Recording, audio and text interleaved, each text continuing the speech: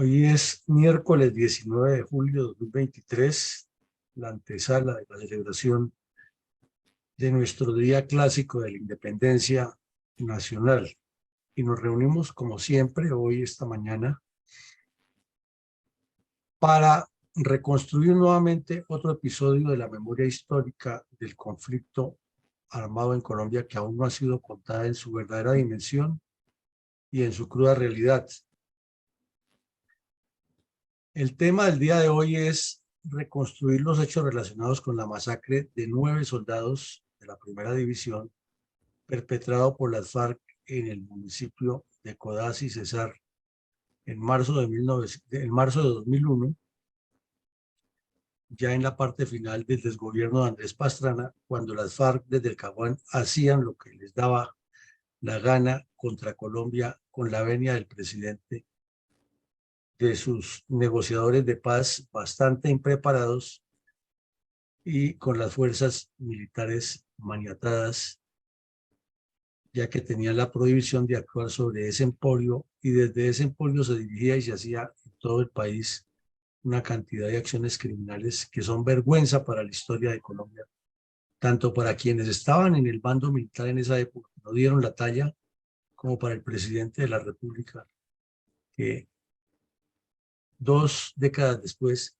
se la pasa cuestionando al señor Petro, y una década atrás cuestionaba al señor Santos, y su gobierno fue igual de débil, de manisuelto, y si no es porque Estados Unidos interviene, Colombia ya estaría en manos del comunismo. Adelante, mi coronel. Mi coronel, hoy, miércoles 19 de julio de 2023, nuestro programa institucional diario de reconstrucción de la memoria histórica aún no contada del conflicto armado en Colombia nos recordará algunos apartes del complejo fenómeno de violencia multiforme sucedido en los departamentos de Cesar y Magdalena, convertidos mediante acciones subversivas coordinadas en, en concreto puntal geopolítico y geoestratégico para los intereses de los cabecillas de los grupos comunistas armados y los carteles de narcotraficantes, con miras a la implantación de un criminal esquema de violencias sistemáticas contra las fuerzas militares, la Policía Nacional y el campesinado, con la complicidad de los comunistas desarmados dentro y fuera del país. ¿De qué manera nuestra fundación resalta la memoria de las víctimas del narcoterrorismo comunista contra Colombia, y en este caso los antecedentes de seguridad que concluyeron en la masacre de 9 soldados y 16 militares heridos, orgánicos de la Primera División del Ejército, que cayeron en una emboscada perpetrada por narcoterroristas del bloque Caribe de las FARC en el corregimiento de Yerasca del municipio de Codazzi, Cesar, el 8 de marzo de 2001.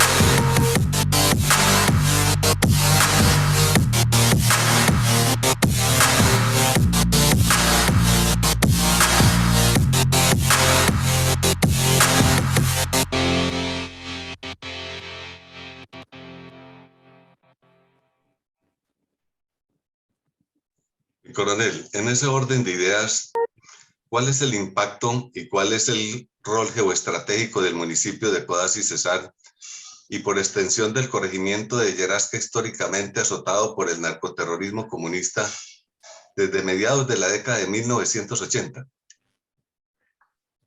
El departamento del Cesar es una franja que va prácticamente en dirección de 180 grados de sur a norte o de norte a sur, como se mire en el mapa.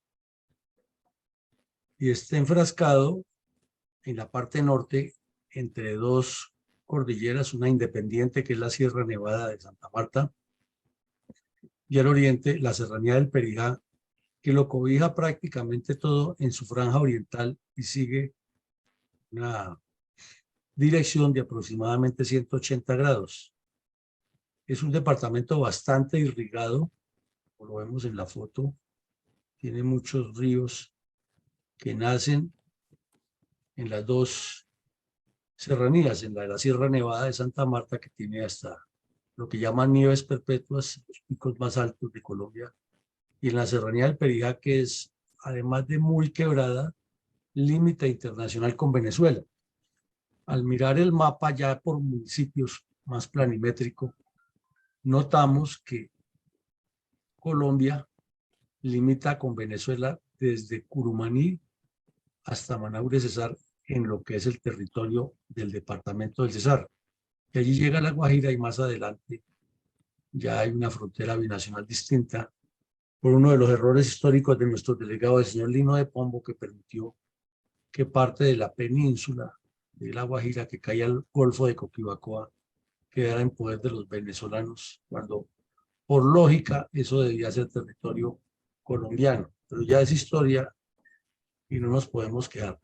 Al suroccidente, el departamento del Cesar limita un buen tramo con el Bajo Magdalena, específicamente con la parte más cenagosa y más malsana del río Magdalena en cuanto a la creación de insectos que transmiten muchas enfermedades tropicales, pero es una zona muy rica en ganadería y en otros procesos agropecuarios y potencialmente en industria piscícola. También vemos que en el centro del departamento está el municipio de Chimichagua, que tiene una de las lagunas de los campos acuíferos más grandes de la región, que se une con todo lo que vendría a conformar la zona de las Mojanas. Hasta allá llega. No es que haya mojanas cesareñas, sino que hasta allá llega esa zona de lagos, lagunas y de formaciones hídricas. También vemos aquí que el municipio más grande de Cesar es el municipio de Valledupar, que tiene prácticamente territorio con las dos cordilleras, solo que se interpone el municipio de Cesar, La Paz, pero Valledupar prácticamente llega a las dos cordilleras. Ahora vemos desde este, no mapa, sino desde esta figura de alto relieve que nos muestra que el municipio de Agustín Codazzi tiene una buena parte de territorio que llega prácticamente hasta Venezuela y que está enclavado dentro de la serranía del Perijá, que es bastante quebrada, como se nota aquí en esta representación gráfica que se hace del departamento del Cesar. Y ya al mirar las fotos de donde ocurrieron los hechos, vemos cómo quedó el camión completamente destruido sobre la vía, cerca de una edificación. Y vemos cómo es la serranía del Perijá, boscosa, ya vimos que es bastante larga, que en profundidad solamente se ve montaña con una que otra vivienda ubicada y que tomada de sur a norte tiene unos caminos y unos carreteables que son prácticamente de obligatorio uso por su conformación topográfica. Entonces, vistas esas condiciones, entendemos por qué en el corregimiento de Yerasca fue emboscada esa patrulla que se desplazaba a cumplir una misión de apoyo ante una de las tantas acciones que cometían las FARC en esa época contra la población civil y que exigían la reacción inmediata de los soldados porque el gobierno nacional en ese momento estaba laxo, débil, carente de estrategia, sin objetivos y solo en búsqueda de un premio Nobel de Paz para el señor Pastrana, que ni lo merecía ni lo necesitaba. Adelante, mi coronel. Coronel, ¿quiénes son los responsables políticos y los autores intelectuales y materiales de la masacre de 9 soldados y 16 militares heridos, orgánicos de la primera división del ejército que cayeron en una emboscada perpetrada por narcoterroristas del bloque Caribe de las FARC en el corregimiento Yerasca, municipio de Codazzi, Cesar, el 8 de marzo de 2001? Responsables políticos sí que hay, comenzando por el señor presidente Andrés Pastrana, que no sabía dónde estaba parado y lo único que le interesaba era viajar por el mundo, hacer lobby para que lo vieran como el atleta de la paz, mientras el país se desangraba de una manera aterradora. Desde luego, responsables políticos, su negociador de paz, que aquí vemos a uno, a Víctor G. Ricardo, y luego a Camilo Gómez, que fue el otro, que viajaron permanentemente entre Bogotá y el Caguán únicamente a arrodillarse con los bandidos. Inclusive este señor que está en la foto, Víctor G. Ricardo, viajó por esos días a Europa, unos terroristas entre quienes estaba Iván Ríos, el Gago Joaquín Gómez, Fabián Ramírez y Raúl Reyes, a pasear por Europa y andaban por las principales ciudades viajando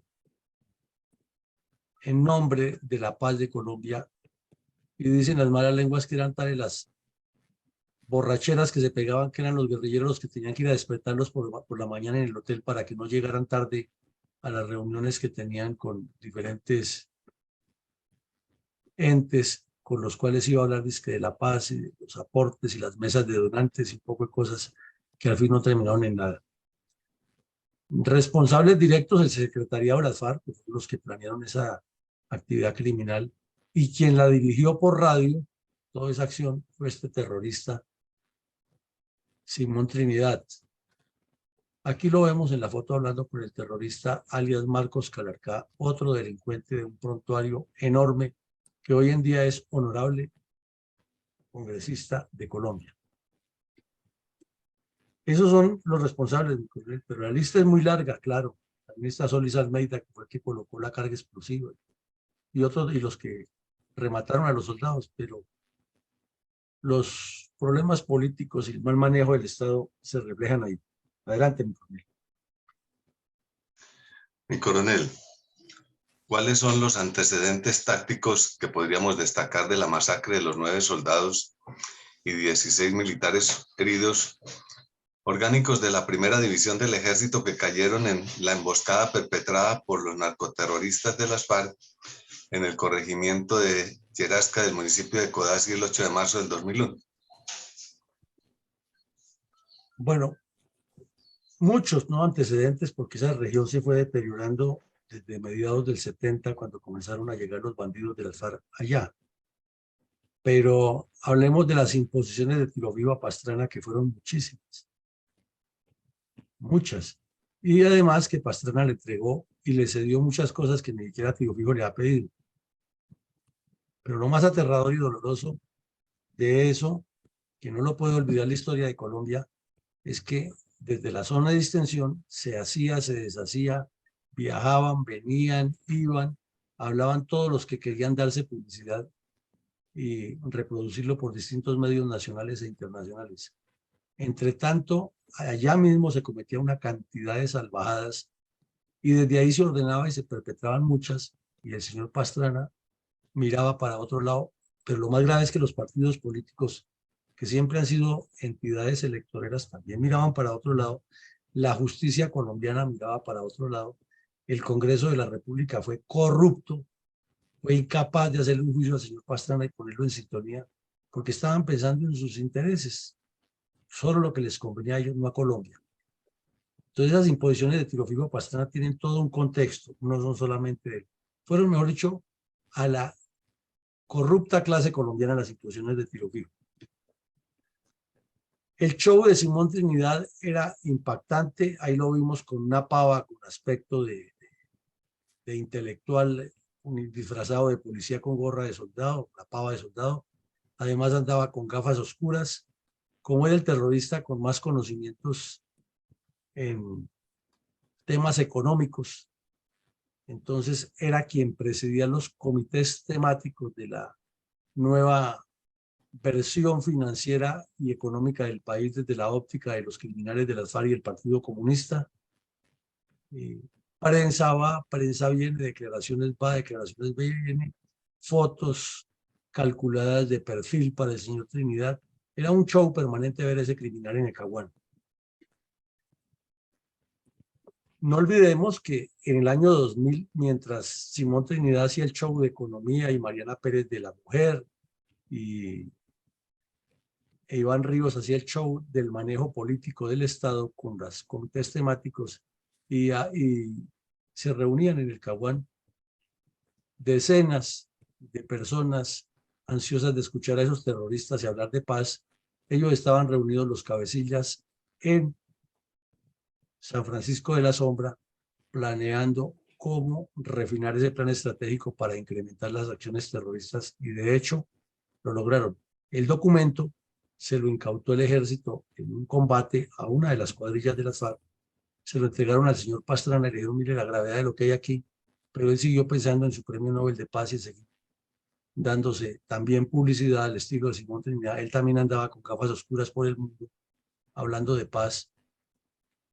Entonces aquí las responsabilidades son muchas y los hechos reales no se pueden negar porque están documentados en videos, audios, fotos, etc.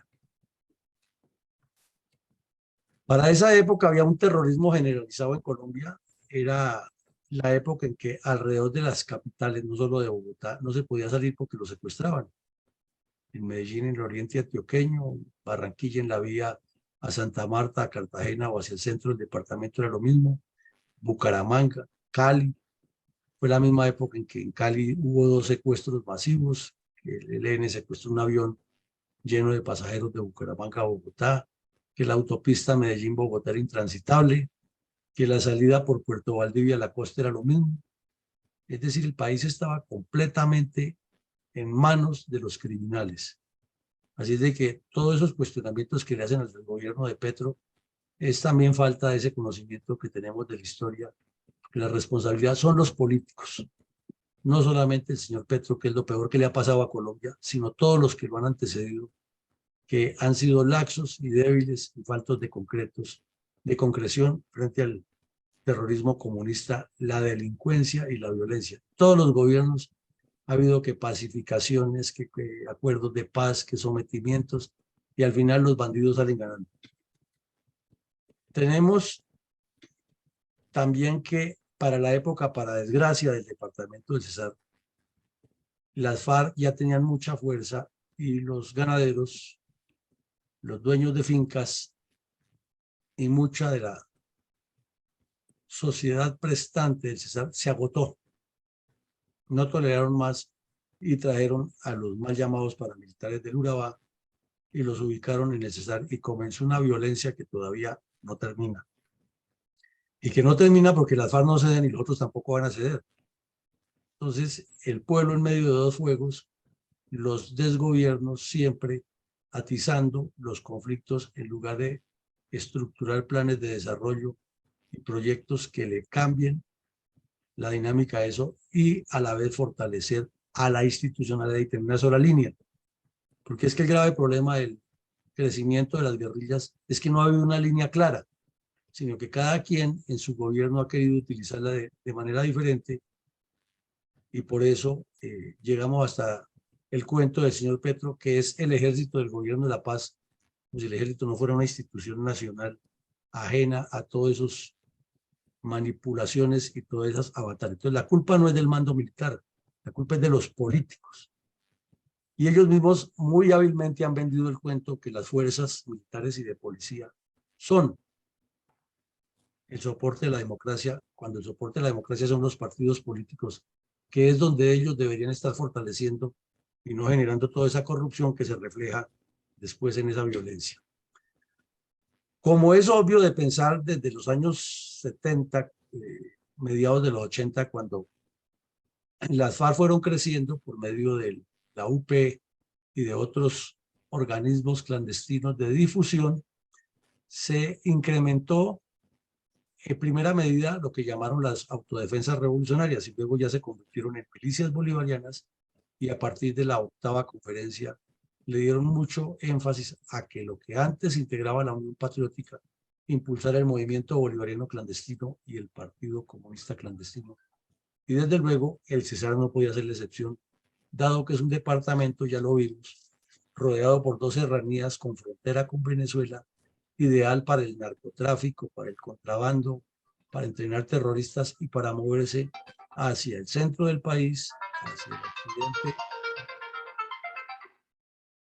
hacia el centro occidente, en la parte norte del país, y hacia el sur del Cesar, con engarce a los departamentos del norte de Santander, Bolívar y Santander.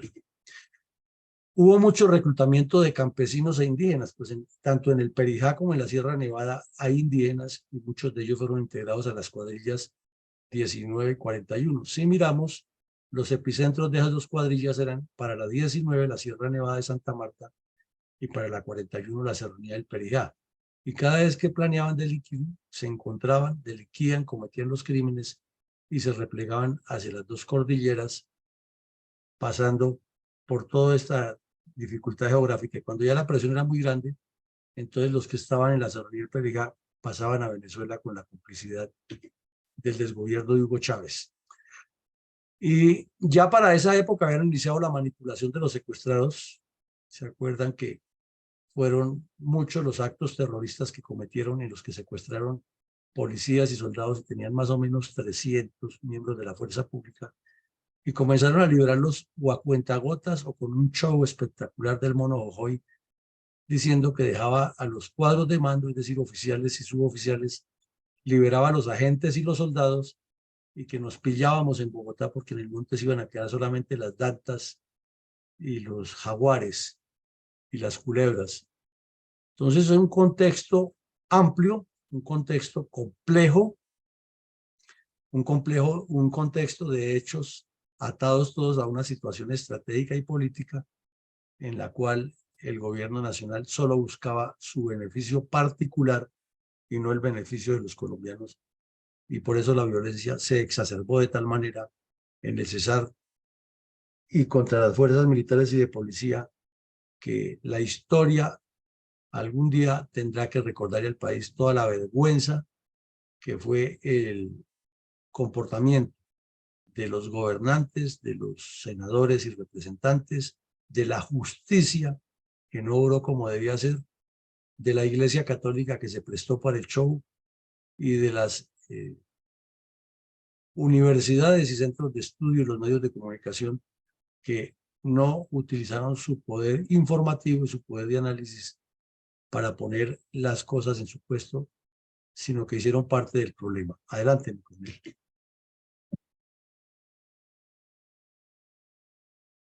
¿Cómo informó el diario El Tiempo los primeros datos oficiales acerca de la masacre de 9 soldados y 16 militares heridos orgánicos de la primera división del ejército, que cayeron en una emboscada perpetrada por narcoterroristas del bloque Caribe de las FARC en el corregimiento de Yerasca del municipio de Codazzi y Cesar el 8 de marzo de 2001? Bueno, pues el periódico El Tiempo informó que las FARC atacan una patrulla militar. Fue el primer comentario más concreto, porque ya ha publicado la noticia, pero este fue el más concreto. Y describió que la patrulla viajaba en un camión, que fue sorprendida por el fuego, por las explosiones, por los disparos de los terroristas, y menciona los nombres de los soldados asesinados. Luis Calderón Peñuela, José A. Quintero Picón, Omar Carreño Botello, Eduardo Enrique Rodríguez Acosta, Jairo Misat Camargo, Mario Peñaranda Borges, Luis Puello Zanabria, José Pérez Novoa y Dagoberto Ayala. Publica el comentario de la esposa del soldado Mario Peñaranda, que murió allí, una muchacha muy joven, y dice que la joven expresó que con esos actos de violencia jamás habría paz. Y también publica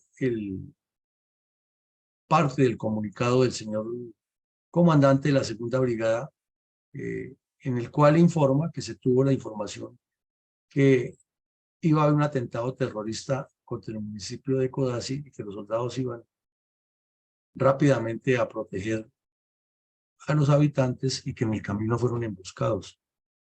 También informa que el mando militar decidió ir hasta el lugar para tratar de tomar las acciones correctivas y dirigir personalmente la operación, que al final no culminó exitosamente como se buscaba.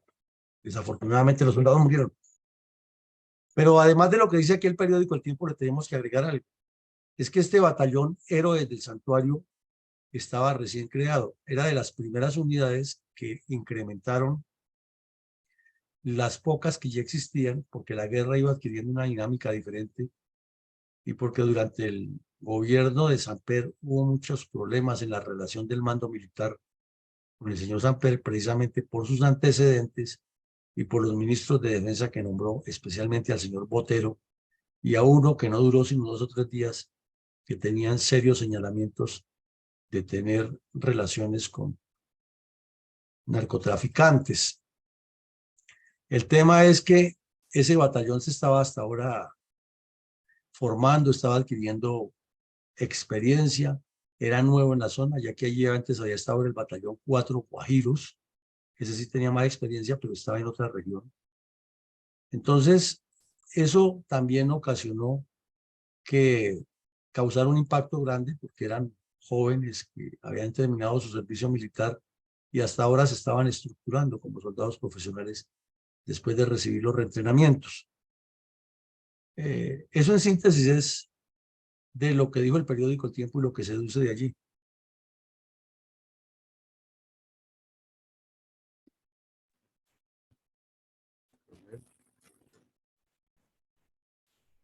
Por favor, escuchemos con reverencia y respeto por las almas de los 9 militares orgánicos de la primera división del ejército que cayeron en una emboscada perpetrada por narcoterroristas del bloque Caribe de las FARC en el corregimiento de Yerasca del municipio de Codazzi, Cesar, el 8 de marzo de 2001. Me está pegando este minuto de silencio.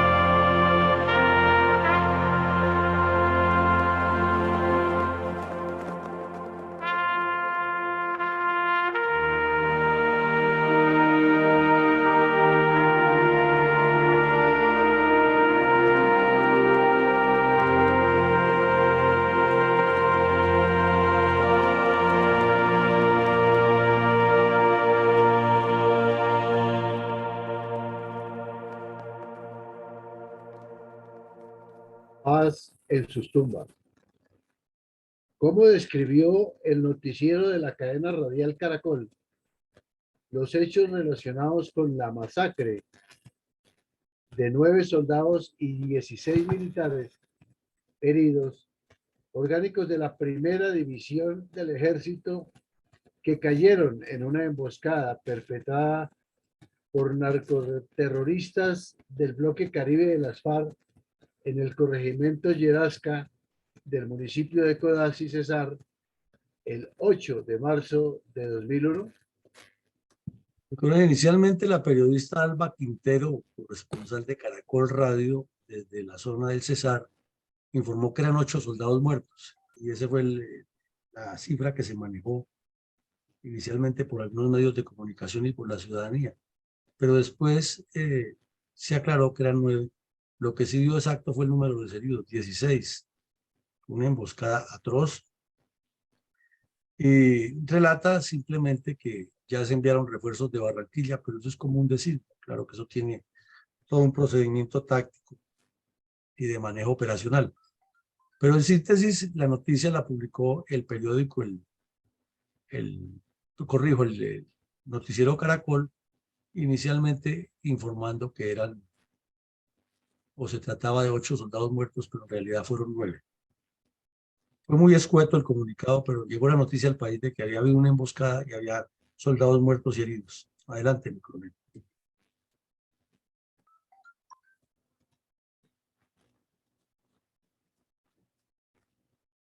¿Cómo reconstruyó 20 años después el diario El Heraldo de Barranquilla la masacre de 9 soldados y 16 militares heridos, orgánicos de la primera división del ejército, que cayeron en una emboscada perpetrada por narcoterroristas del bloque Caribe de las FARC en el corregimiento Yerasca del municipio de Codazzi, Cesar, el 8 de marzo de 2001?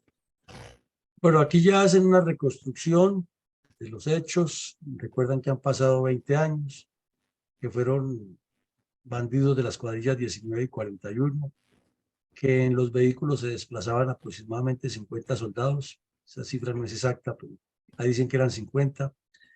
Y leen parte del comunicado que publicó la segunda brigada recordando la muerte de sus soldados, recordando que los bandidos tenían planeado o estaban desarrollando un acto criminal consistente en destruir los puentes que unen a Becerril con Codazzi con el fin de asaltar el municipio de Codazzi e impedir que los soldados llegaran a apoyar la Policía Nacional en ese municipio. Y ahí están los testimonios de los soldados ya fuera del servicio, ya terminaron su época de servicio militar, dijéramos, retirados de las fuerzas militares, Libardo Melo y Guillermo Enrique López Vázquez, quienes sobrevivieron a ese ataque. Y entonces comienzan a relatar el soldado Melo y dice que ese día estaban en la base de Codazzi cuando recibieron la información que las FARC iban a atacar simultáneamente los municipios de Becerril y Codazzi. Entonces salieron en los vehículos rápidamente para tomar el dispositivo y contraatacar y contrarrestar la acción terrorista. Se sabía que el lugar era muy peligroso porque es una zona quebrada que baja desde la cordillera hacia el área plana y llanura cesarense, que como no tenían una información exacta, se detuvieron en el camino con el fin de tratar de verificar información o que alguien les contara algo, que un niño se acercó a ellos y les trató de advertir que la guerrilla estaba muy cerca, pero la mamá, por miedo, retiró al menor de edad allí. Sin embargo, el capitán le dijo a los soldados, pues la misión es que avancemos con las medidas de seguridad. No han avanzado mucho cuando explotó la primera bomba y dejó el camión en las condiciones que se ven ahí. Los soldados alcanzaron a reaccionar unos, pero igual que lo que narrábamos de la emboscada ayer en Puerto Toledo, el impacto psicológico, el aturdimiento en que quedan los soldados, la sorpresa de la explosión es muy grande y ahí es cuando aprovechan los bandidos para rematarlos a tiros. Es un acto criminal de la mayor dimensión. Luego el conductor dice lo que él vio y como lo sintió. Dice que que habían recorrido como 3 kilómetros cuando la guerrilla los sorprendió con la emboscada. Él dice que iban 3 vehículos, o sea que eran más de 50 No, soldados. tranquilo. Yo hago ahorita las 9. Mi coronel está con el micrófono abierto y nos está interrumpiendo. Había como 3 kilómetros, perdón, había 3 vehículos, lo cual indica que eran más de 50 soldados. Cuenta también que el soldado que era el conductor del primer vehículo se bajó, paró el vehículo y bajó a avisarles a los compañeros y en ese momento se produjo el tiroteo y ocurrió, por explosión y ocurrió lo que pasaba. También cuenta el soldado del primer vehículo, el conductor, que iban en camino hacia la serranía de Perijá, o mejor, que iba pues a cumplir la misión que les habían impuesto y que los bandidos iban a tomar simultáneamente 2 poblaciones, que para impedir el desplazamiento de los soldados se proponían destruir los puentes que comunican las carreteras o que comunican a esas poblaciones para bloquear la vía y así poder cometer las tropelías con mayor facilidad. El soldado dice que él iba conduciendo su primer vehículo y vio a 2 terroristas instalando los cables con las minas a la orilla de la carretera, que se bajó del vehículo inmediatamente, le avisó a los compañeros y que en ese momento comenzaron las explosiones y los tiros. El soldado recuerda que además de las minas que tenían instaladas en la carretera, les lanzaron cilindros con las famosas rampas que producen tanto daño y que uno de los cilindros explotó en el vehículo en que el soldado se desplazaba, o sea, el primer vehículo, que él quedó muy cerca, que la explosión lo levantó, afortunadamente sobrevivió, y que el combate duró de ahí en adelante como 8 horas hasta que se desarrolló la situación, por eso la información era inexacta, pero ya había soldados muertos y otros rematados. La reacción se sobreentiende que fue dispersa, que fue irregular, que no fue organizada y que además por estar los terroristas ubicados al lado de la vía, son curvas que forma el terreno, tenían toda la ventaja y que afortunadamente los soldados lograron combatir en condiciones de inferioridad y la masacre no fue peor. Sin embargo, 16 soldados quedaron heridos y un civil. Eso es más o menos lo que se reconstruye a los 20 años, que causa mucho dolor y pone a las personas a pensar en lo que había sucedido. Adelante, mi coronel. 4 meses después de la masacre de 9 soldados y 16 militares heridos orgánicos de la primera división del ejército, los cuales cayeron en la emboscada tratada en el día de hoy por ataque del bloque Caribe de las FARC en el corregimiento Yerasca del municipio de Codazzi, ocurrieron acciones criminales de parte de las FARC y las Autodefensas Unidas, las cuales fueron el reflejo de la falta de gobernabilidad de Andrés Pastrana. ¿Qué fue lo sucedido? Mi coronel, lo dijimos en el preludio, ¿no? En la introducción. Es que el Cesar, como muchas otras regiones del país, la población se agotó de la ineficiencia del Estado y del crecimiento cada vez más desmesurado de los terroristas de las FARC y del ELN para someterlos.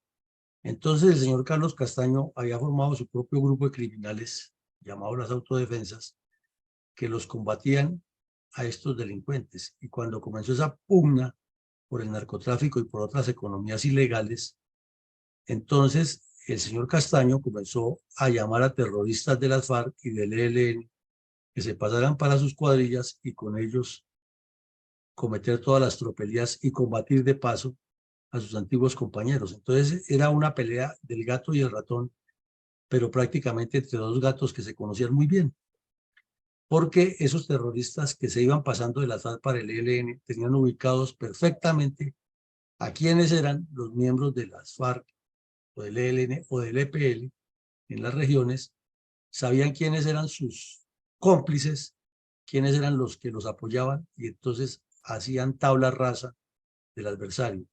Y los bandidos de las FARC y del ELN, sabiendo también quiénes eran las familias de los que se habían pasado para otro bando, venían y cobraban cuentas. Y además de todas las víctimas que estaban en medio de dos fuegos y no sabían a quién colaborarle, porque definitivamente le colaboraran a uno o al otro, eran víctimas de las retaliaciones. Recordemos que en el departamento del Cesar, los bandidos de las FARC iban a amedrentar a los finqueros para que les pagaran las extorsiones y como no les pagaban, porque ya sabían que por ahí andaban los mal llamados paramilitares que los protegían, entonces venían los bandidos de las FARC y les rociaban gasolina a las reses que estaban en los corrales y les prendían candela. Unas atrocidades que solamente caben en la mente de estos terroristas que ahora dicen que son los portadores de la moral en Colombia. Y nuestra juventud, por desconocer todo eso, termina votando por personas que han tenido las armas en la mano haciéndole daño al país. Lo cierto es que 3 meses, 4 meses después de este hecho, hubo una de las tantas acciones que fue muy notoria y publicada por los medios de comunicación. Y es que en el mismo sector de Codazzi hubo otra emboscada en la cual las FARC asesinaron a 4 soldados y simultáneamente en otros municipios del mismo departamento aparecieron los mal llamados paramilitares y asesinaron a varias personas que se indicaban de tener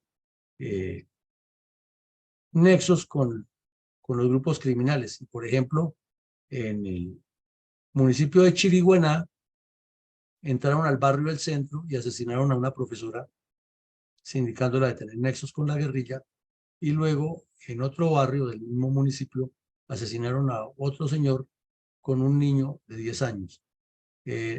También asesinaron a 2 personas de nombre William Guillermo Jiménez y Edwin Pava Madrid. Entonces, como vemos, es un toma y dame de violentos contra los colombianos y el señor presidente viajando por Europa, viajando por Sudamérica, yendo a la final de la Copa Argentina entre Boca Juniors y River Plate, viajando directamente a España a presenciar el clásico de Real Madrid con Barcelona, con la disculpa de que estaba en la canonización del padre Marianito, cuando eso le correspondiera a la Iglesia Católica, y era un tema que no es de Estado, que Colombia es un Estado laico, pero el señor Pastrana se inventaba lo que fuera para ir a Marruecos, a abrir relaciones, y hasta la señora dijo, en forma desfasada, que ella siempre ha querido conocer Marruecos, pero que le ha tocado esperar a que Andrés fuera presidente para poderlo conocer. Lo vimos en muchos sitios del planeta en posesiones presidenciales. Claro que Petro ya le gana. Petro en 11 meses que lleva viajado como 30 veces. Pero Pastrana fue el que abrió el boquete a esos viajes permanentes del presidente de la República a costa de los colombianos, mientras el país se desangraba. Y repetimos, él buscaba su premio Nobel de paz. Infortunadamente, esto que estamos describiendo aquí no ocurría en el Cesar. Estaba ocurriendo lo mismo en el Urabá, en el Nudo de Paramillo, en el suroriente de Antioquia, en el Huila, en el Tolima, en Cundinamarca, en el Caquetá, en el Valle, en el Cauca, en Nariño.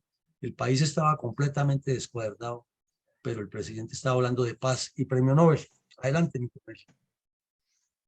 Y coronel, ¿cuál es la situación actual del terrorista Ricardo Palmera, alias Simón Trinidad, coordinador desde el Caguán de la masacre de los 9 soldados y 16 militares heridos orgánicos del ejército en emboscada perpetrada por narcoterroristas de las FARC en el corregimiento de Yerasca del municipio de Codazzi en el 2001?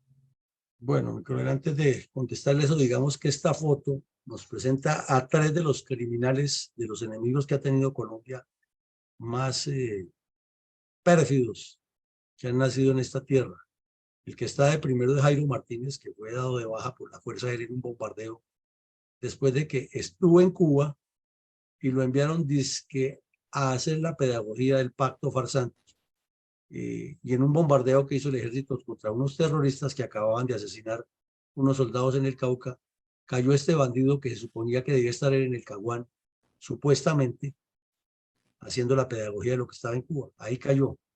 Este fue uno de los que estuvo en la zona de distensión, tenía mucho poder, era muy cercano a Tiro Fijo y era el responsable de la seguridad de todos los bandidos en la zona del Caguán mientras hacían el show con Pastrana, es este que está aquí de primero.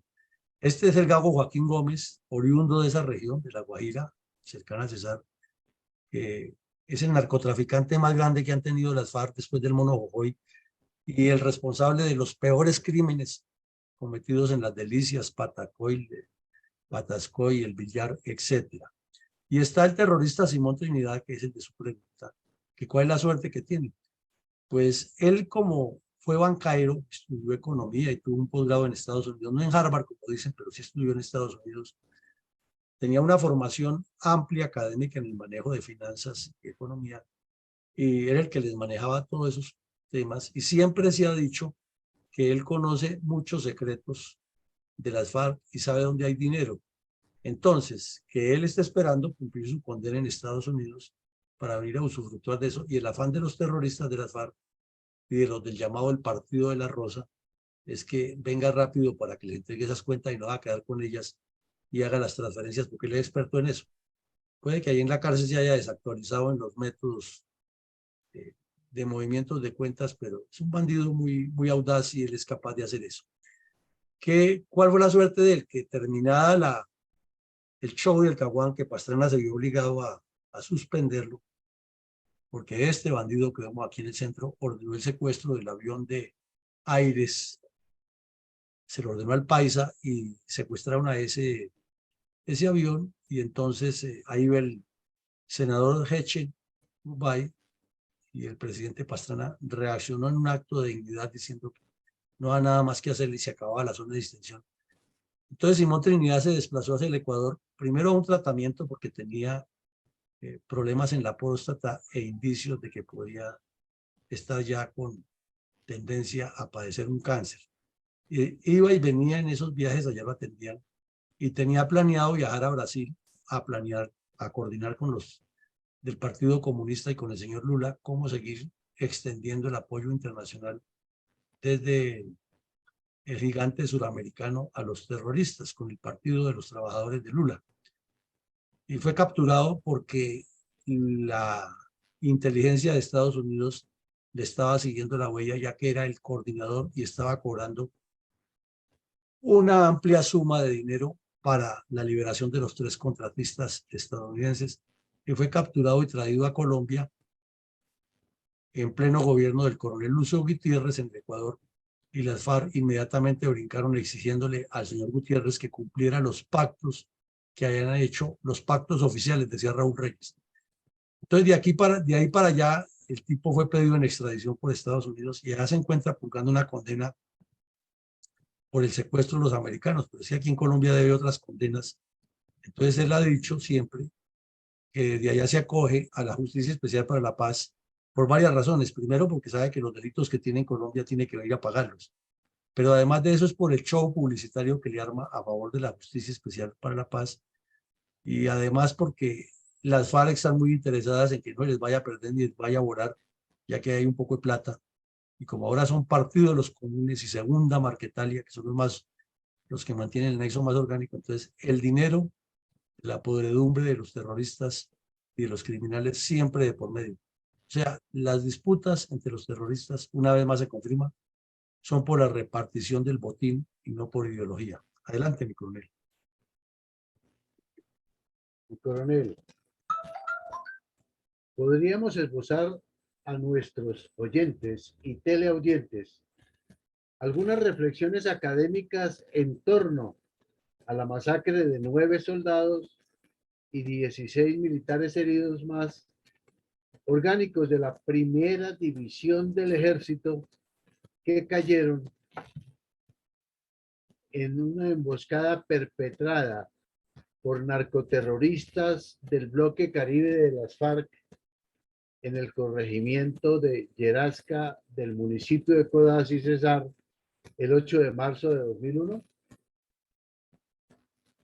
Bueno, mi coronel, cuando vimos el mapa y lo recordamos, el departamento de Cesar es fundamental, esencial para el Partido Comunista y sus brazos armados, porque sale al mar Caribe, limita con dos cordilleras muy importantes, una independiente que es la Sierra Nevada y la otra el Perijá, tiene frontera con Venezuela, tiene una zona agroindustrial muy importante, recordemos la bonanza del algodón en la década de los 70, que le trajo muchos recursos a ese departamento que estaba recién creado, tiene agricultura y ganadería, tiene aguas para desarrollar una industria piscícola muy grande, tiene la potencialidad de ser un departamento con mucho turismo ecológico, porque cambia de pisos térmicos con facilidad, y tiene también la posibilidad de convertirse en un centro de desarrollo grande, porque hay donde construir industrias y multiplicar el comercio y hacer centros educativos. Es un departamento con una prospección muy importante. Entonces, estar en la mira de los terroristas no es solamente porque ellos están en expansión nacional, sino porque significaría mucho para los comunistas armados y desarmados controlar esa zona y liberarla a favor de su proyecto armado. Si los crímenes que se cometen en el centro del país son olvidados, los de la costa, con mayor razón, porque como el temperamento costeño es mucho más alegre, más parrandero, más vallenato, se olvidan rápidamente de esto y hay un aislamiento intelectual de las regiones colombianas, y quien vive en la región andina no solamente que mire el país con ojos andinos, sino que los mira con muy locales. O sea, si está en Bogotá, lo mira como si Colombia fuera solamente Bogotá. El que está en Tunja, igual. El que está en Medellín, igual. El que está en Cali, con mayor razón. Y con esa diversidad etnográfica que tenemos en Colombia, con mayor razón se nos olvidan los crímenes. Por eso es un tema de manejo gubernamental con un programa estratégico del Ministerio de Educación para que esto no se olvide y quede en primer plano como debe ser. Podríamos decir que las FARC tuvieron, entre comillas, una especie de resurrección con el cuento de las disidencias. Entonces los terroristas que están en el Congreso se pueden lavar las manos, vivir protegidos. 3.000 bandidos aproximadamente que entrenaron como como escoltas y como miembros de seguridad, siguen armados, pero ya no con las armas de las FARC, sino con armas inclusive de entidades del Estado, como en la UNP, pero ahí están, ahí los tenemos. Entonces resurgieron, se inventaron la segunda Marquetalia, las supuestas disidencias de Duarte, que repetimos son por narcotráfico, no por ideología, y lo cierto es que el problema sigue latente y actualmente el gobierno abriéndoles el compás para que sigan haciéndole daño al país. Hay una ausencia de planes de desarrollo prospectivos. Cada gobierno aduce que presenta un plan de gobierno, y eso es cierto, lo presentan pero no lo cumplen.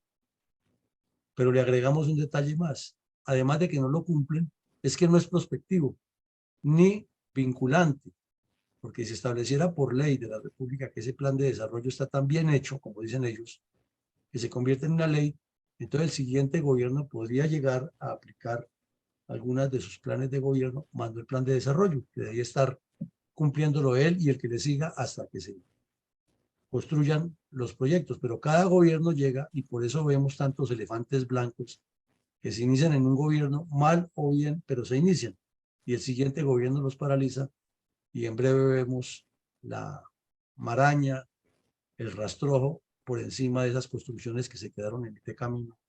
Verbigracia, la ciudad de Marandúa, del señor Belisario Betancur, edificios que todavía aquí hay en Bogotá, en el sector del CAN, que se los come la maleza, ferrocarriles completamente abandonados, y muchas obras, puertos, hospitales que han quedado en el camino porque los planes de desarrollo no son prospectivos sino son de turno y además de que no los cumplen, tampoco permiten que otros los cumplan, ni tampoco continúan con las obras de los anteriores. Esa manipulación de la liberación de los secuestrados nos costó muchísimo a los colombianos.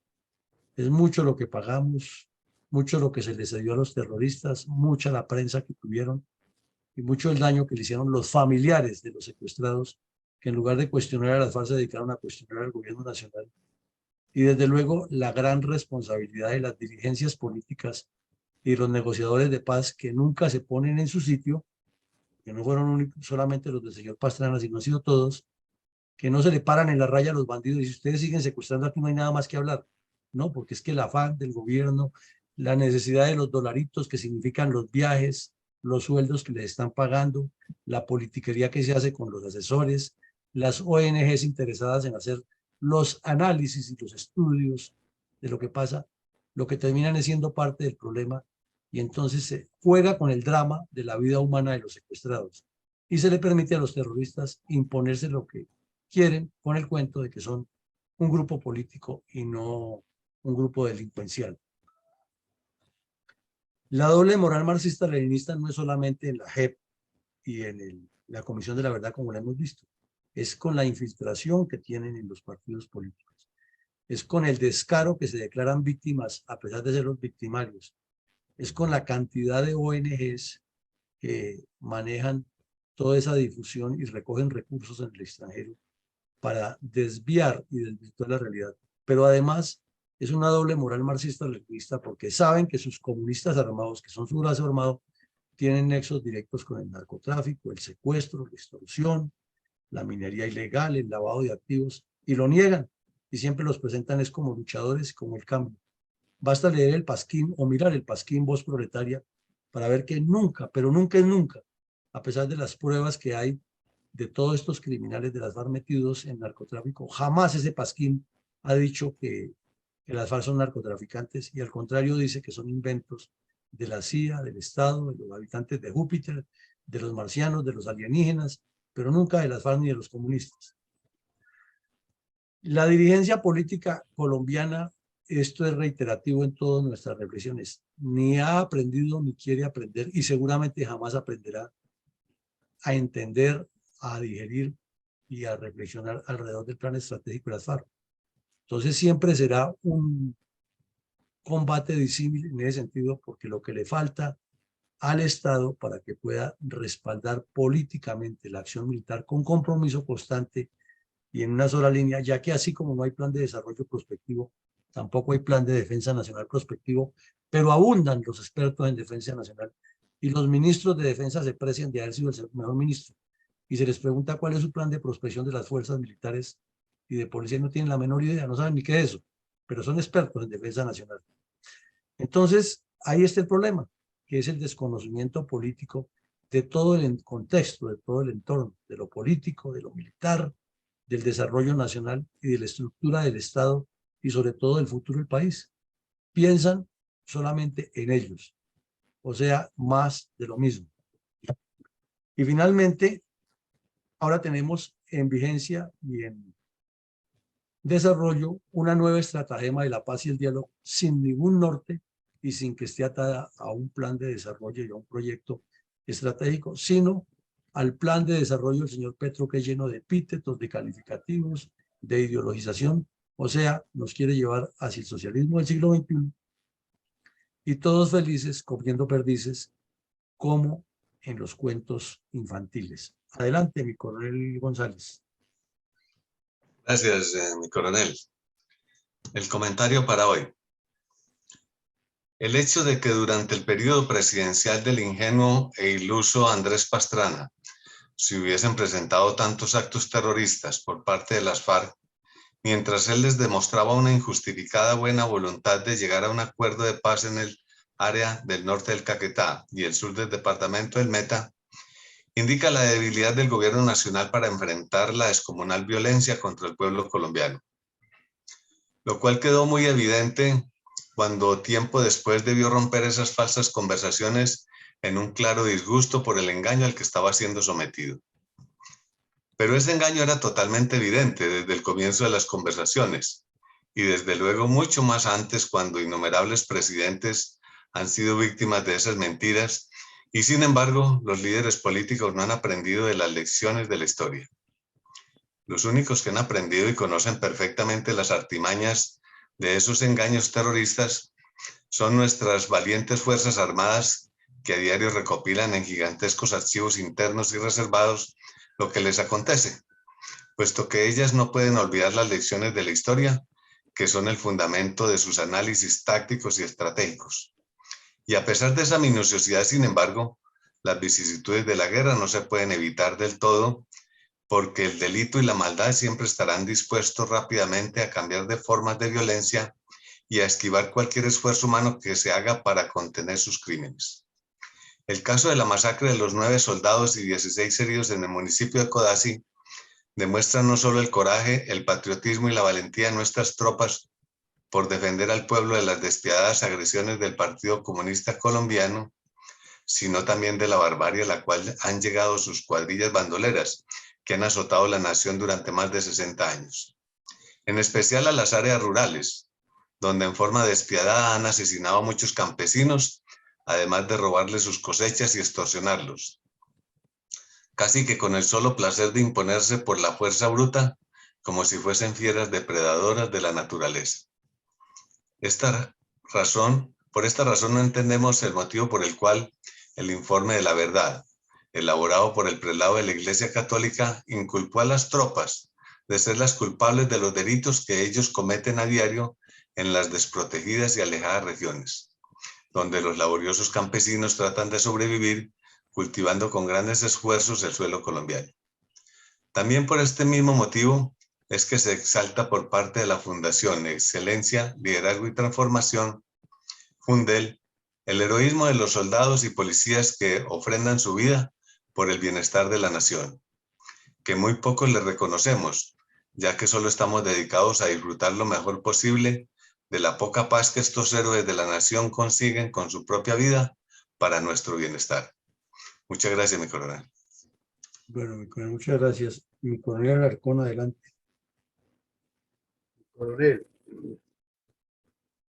el día de hoy tenemos la participación en Facebook Live de mi general Vázquez, de mi capitán Peña, quienes dejan un saludo cordial y gratitud por el excelente programa de la memoria histórica. De parte de la prensa del día de hoy, en pleno cese bilateral del fuego, solo cumplido por una de las partes, la legal, vemos, por ejemplo, que hombres armados interceptaron vehículos de servicio público, lo incineraron en la vía Neiva-Algeciras. Varios hombres encapuchados. ¿Quiénes serán? 7 menores reclutados por las disidencias fueron rescatados por el ejército en operación militar en Ituango. Reclutamiento forzado. Sigue contra nuestros menores de edad. Mi comentario para el día de hoy es el siguiente.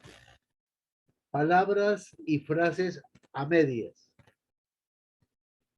Cuando escuchamos el cuento de que lo logrado con las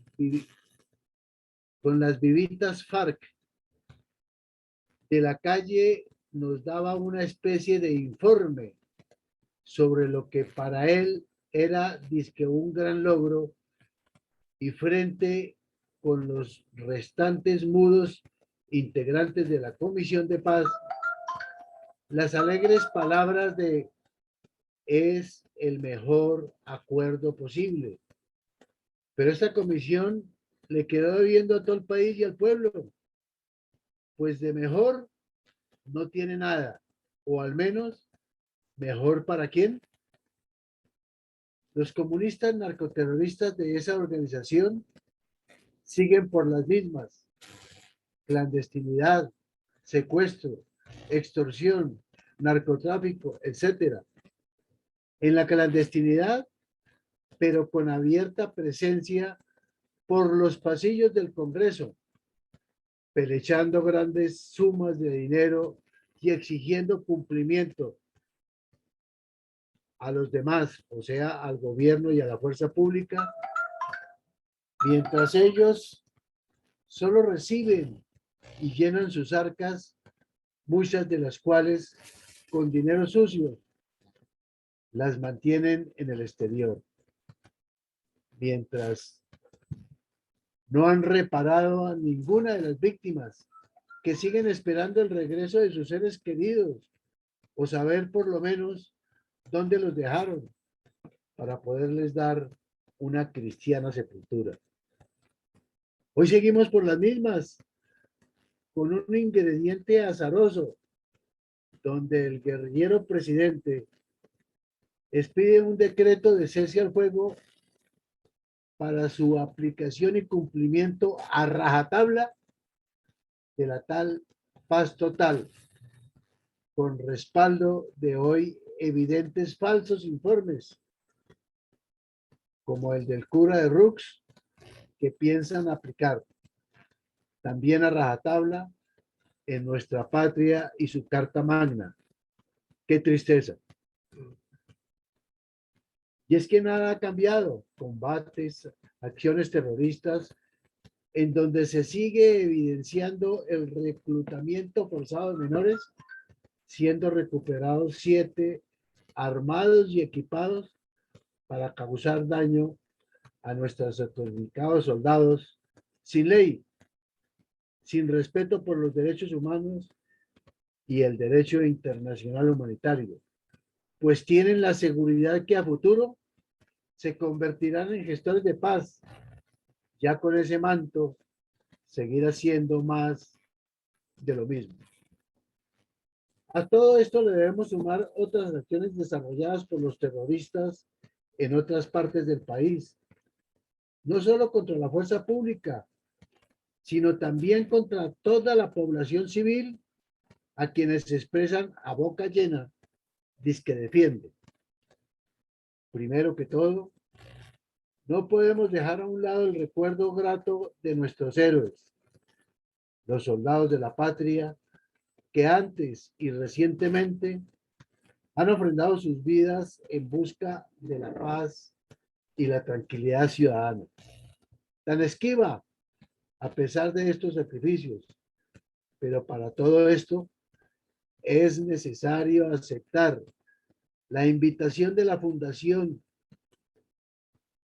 donde hoy se ofertan 370 ediciones de este programa líder institucional para consulta de todo el mundo, para análisis, para estudio y para que lo que nos ha sucedido a nosotros atrás y está sucediendo ahora no nos vuelva a suceder con mayor crudeza, con mayor crueldad de manos de los mismos que hoy en día no nos dejan vivir en paz. Muchas gracias, mi coronel. Bueno, muchas gracias, mi coronel, muy amable. Adelante, mi coronel Saldaña. Buenos días, mi coronel. Buenos días, compañeros, quienes estamos en esta aula máxima virtual de Fundel y quienes lo escuchan por otros medios. Reflexión al episodio 370 de la memoria histórica, presentada por Fundel hoy 19 de julio de 2023, miércoles. Objetivo Colombia. Tomo de nuevo parte de una fábula de Tomás de Iriarte, por la enseñanza que de ella extracto pertinente para esta reflexión. Uno de sus apólogos es el del asno y su amo. Dice así: siempre acostumbra a hacer el vulgo necio de lo bueno y de lo malo igual aprecio. Al humilde jumento su dueño daba paja y le decía: toma pues, que con esto estás contento.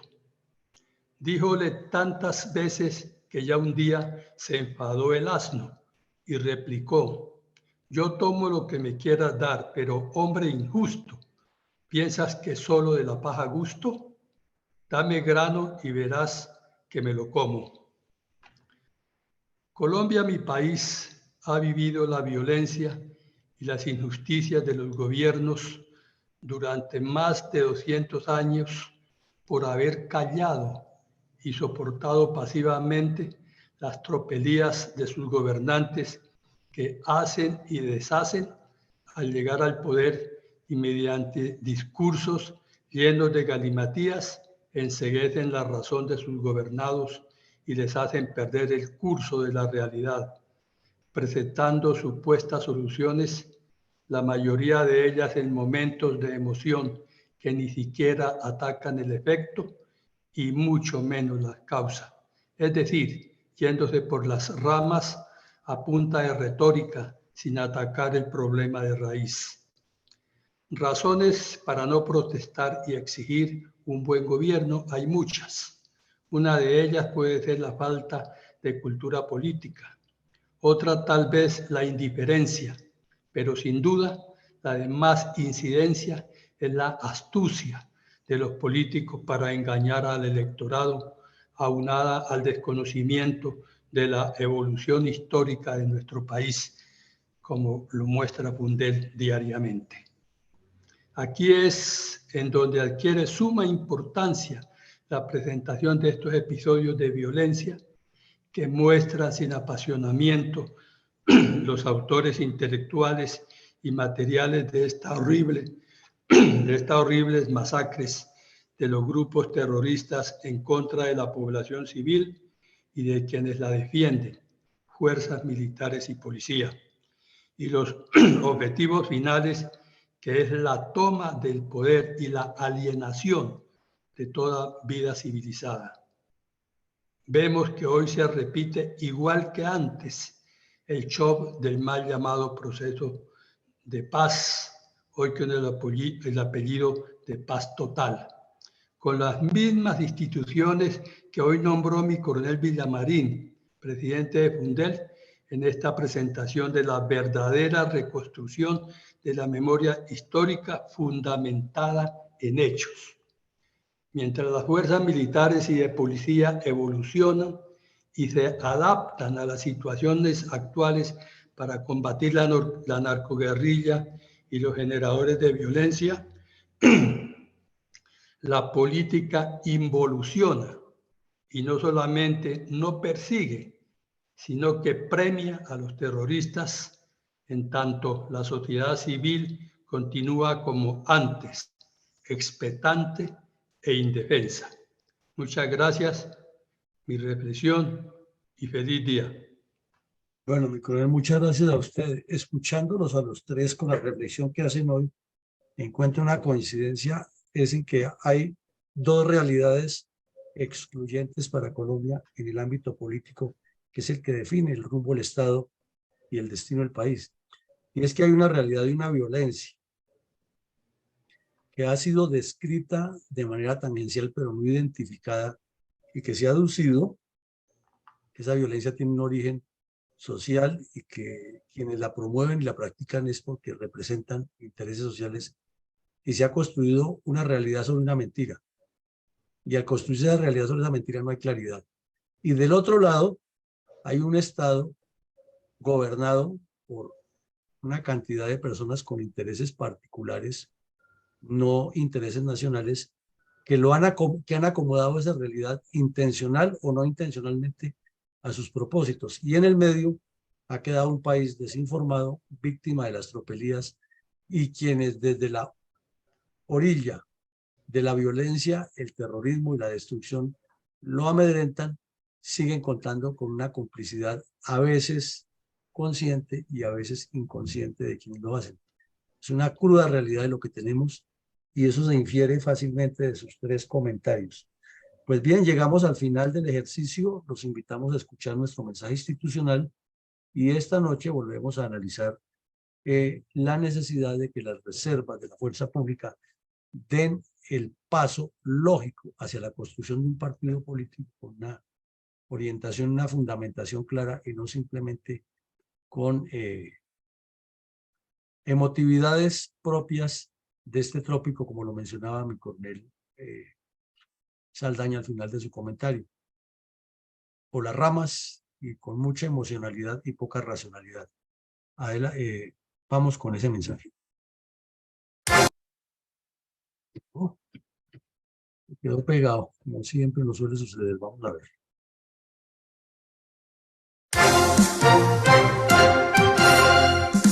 Invitado nuevamente para que todos los días, de lunes a sábado, de 7:30 a 9 de la mañana, se conecte a las redes sociales de la Fundación Excelencia, Liderazgo y Transformación, a escuchar en la voz de sus protagonistas la verdadera memoria histórica de la violencia desatada durante varias décadas por las guerrillas izquierdistas contra Colombia.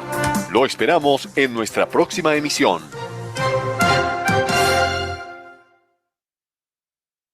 Bueno, a todos ustedes, muchísimas gracias, feliz día y que Dios nos siga protegiendo.